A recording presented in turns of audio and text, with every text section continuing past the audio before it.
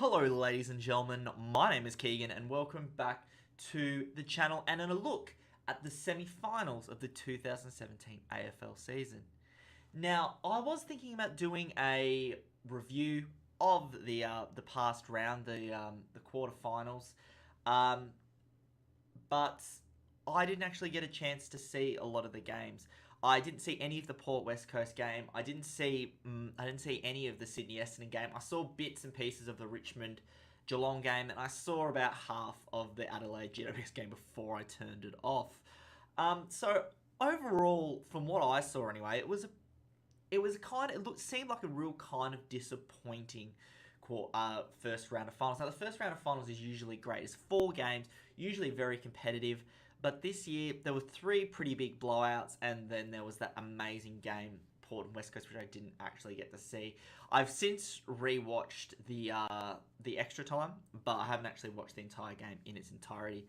As far as impressive performances from the week, Adelaide's sort of the hard team to go past. At the moment, they are my favourite for the premiership. I reckon the grand final will be Adelaide and Richmond. I think that voodoo of with the bye coming in before finals, that voodoo made up voodoo because it's only been 1 year of that the preliminary final teams who get that extra week off and who play 1 game in 3 weeks, I reckon they'll both get through come preliminary final time.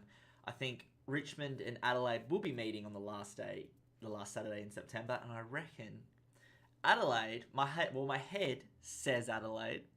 My heart, I'd like to see Richmond win, because I imagine if Richmond win, it's going to be a massive blow-up.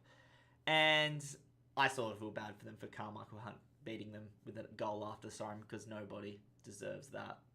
Well, without any further ado, we've got 2 finals this week, and I'm going to give you a bit of a quick overview of what I think the talking points are from that game and my tip for who do I think's going to win. Starting with Geelong and Sydney. Now, Geelong's finals record has been missing. So since they won the premiership, I've read somewhere, and if I get the stat wrong, do let me know, that since they've lost the premiership, Geelong are 2 wins and 6 losses from their finals appearances. Now, whether that's because that amazing Geelong team from 2011 have all but moved on, there's a couple of players left, but most of them have moved on, is gone, and the youth's not coming through, or there's a too heavy reliance on Dangerfield and Selwood, who knows. But it's a real risk that Geelong is again running risk of going out in straight sets. On the flip side of the coin, Sydney are an absolute fire going into this game. Their last half of the season has been absolutely amazing, and they are arguably the form team of the competition. They absolutely ran all over Essendon, and to be honest, that didn't look like much of a game at all. Buddy, who apparently got a pretty decent corky to himself, still kicked a decent bag of goals, and Sydney still looked like an absolute force. They could still technically make the grand final, and they could still win the premiership. They're probably my third favourites behind Richmond and Adelaide to make the grand final. But if Sydney make it, have no doubt about it, after going 0-6, they could find their way into premiership contention and becoming some premiers from coming a long way back. So one of the big talking points from the Geelong point of view was the leaving out of Menzel. Now, it didn't help the fact that he's under scrutiny as far as, is he going to be moved on at the end of the season, or does he want to move on himself? He was left out, and to be fair to Menzel, he's had a pretty good year. He's kicked a lot of goals, and while his forward pressure is probably not there, I would argue as a forward, he's predominantly there to kick goals, and Geelong seemed to really struggle with kicking goals on Friday night. They only kicked 1 goal up to half-time. So I imagine this week, Menzel has to come in. They're out of chances now, Geelong. This is do or die for them. Menzel needs to be in the team. He needs to kick a couple of goals, and the forward line of Geelong need to stand up and see if they can put more than 1 goal on the board in a half. Because they're lost 2 now, Geelong find themselves on the toughest side of the draw. If they were to somehow beat Richmond, on Friday night. They'd be coming up against Geelong. They'd be coming up against West Coast or GWS. And to be honest, if they were coming up against GWS especially, you could argue that they could have possibly had a home game at Cardinia Park in the preliminary final. But with the way it's gone now, they're going to have to go the hard way, Geelong. They're going to have to beat Sydney at the MCG, which is not a given at all. And then they're going to, if they do get through Sydney, then they've got to go to Adelaide and play Adelaide at the Adelaide Oval, which Adelaide just look amazing at the moment. And I can't really see them dropping games at the Adelaide Oval even at this time of the year. So with all that being said, I actually think Sydney are going to win. And I think they're going to win pretty comfortably. I think Sydney are going to win by 20 points. So coming to the second semi-final, and this for me is probably the more interesting of the two semi-finals. I've nothing against Geelong or Sydney. I just don't find those teams all that interesting. I think it's maybe because of all the recent success they've had. But this second semi-final is the one that really gets me interested. Is the GWS West Coast final. West Coast were tipped sort of towards the end of the season as having an absolute failure of a season. They looked shot down and out, and until Melbourne threw them that lifeline in the last round of the season, West Coast have been absolutely transformed since then. That last round win against Adelaide was very, very good, and then that performance against Port Adelaide was nothing short of amazing. For argument's sake, Port Adelaide probably should have won the game. They had a lot of chances to kick a goal. And Charlie Dixon, who I'm very, very accustomed to being a former Gold Coast Suns player, had one of the days in front of goal he'd rather forget. He kicked 3 goals, 6, and he had a lot of chances to ice the game, but he couldn't put it through the big sticks. So West Coast might count themselves lucky, but at the end of the day, Luke Shuey was there on the spot, despite what you think of the free kick. Was it a free kick? Was it not a free kick? Who's to say? But he had ice running through his veins, and he definitely put the Eagles into the semi-final and into a game that they've got a massive chance against GWS, because GWS, after last week's Adelaide belting, don't look like the team that we thought they would be. So the big question for West Coast is, do they take a gamble on Nick Naitanui?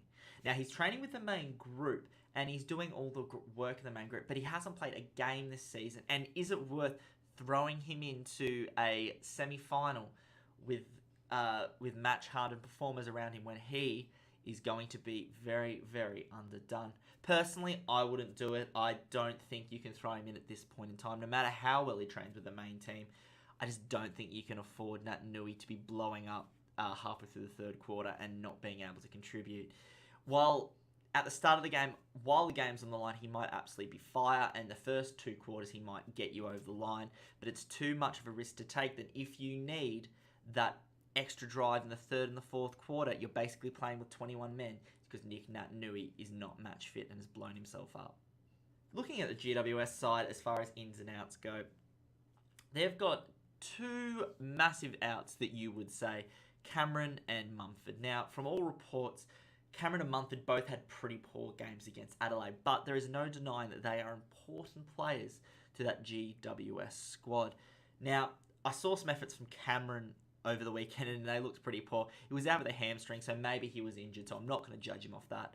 But with Cameron out, maybe it's that catalyst for GWS to maybe go with a smaller, quicker forward line. Have Patton as the one big man up the front, much like Richmond do with Jack Rewalt, and have a lot of the smaller players around him, so they run, carry, move, and see if they can get it from back to forward as quick as possible to give Patton and the other players best a chance.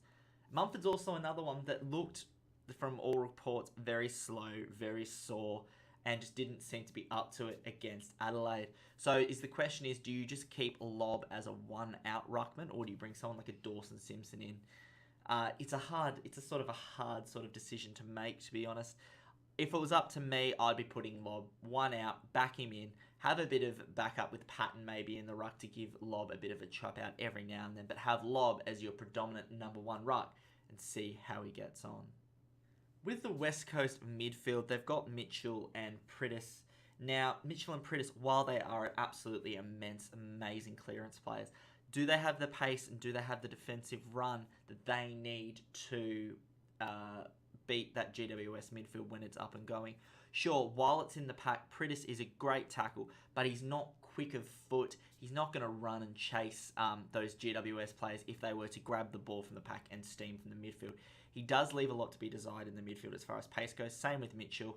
And can they carry them both and put them both in the centre square at the same time? I actually don't think so. They're going to have to find a way to rotate Pritis and Mitchell through the midfield, through the bench. I don't even think you can probably put one of them forward. Maybe you can put one on a forward flank to give him a bit of a break, but I don't think against that GWS midfield you can put Mitchell and Pritis in the same midfield, because I just think that they're, at the end of the day, they'll be too slow against a younger, quicker GWS midfield. The last thing I want to mention about GWS is the fact that from the highlights I saw of the game, I went on YouTube and I saw some of the highlights. The GWS seem to be not giving the first hands. Now, far be it for me to criticise professional AFL players when I've pretty much never got anywhere near playing any good level of football. But you're always told to give the first option, and GWS a lot of the time look for the handball, see the first option, ignore it, go the second, go the third, try the harder option, try to make the difficult possible. And to be honest, sometimes not just in AFL, in a lot of other sports, the easiest option and the first option is usually the best one. So GWS also, there's been an issue with them all year, all running forward. They like running forward, they love getting forward of the ball, but the question has always been, do they run back? Do they defend? Do they run back to give some help to their defence? So the question will be this week, can they get some of that defensive run in, and can they help the defenders that seem to be under fire? With all that said, I think West Coast, while that win against Port Adelaide was amazing, I think their run stops here. I think playing in Adelaide, going back to Perth, and then from Perth flying to Sydney to play GWS, I think is going to be too much for them. And I think GWS will get up, albeit in a very, very tight game, by 10 points.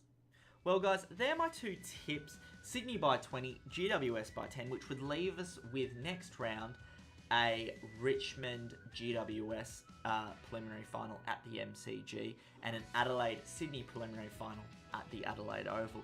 Two really, really big games. And from there, as I've said, I think it will be Adelaide and Richmond to be in the grand final. Again, as always, do let me know in the comments below what you think the grand final will be, and if you agree with my tips for this week. Thank you for watching, guys. I hope you enjoyed my video, and I'll see you later.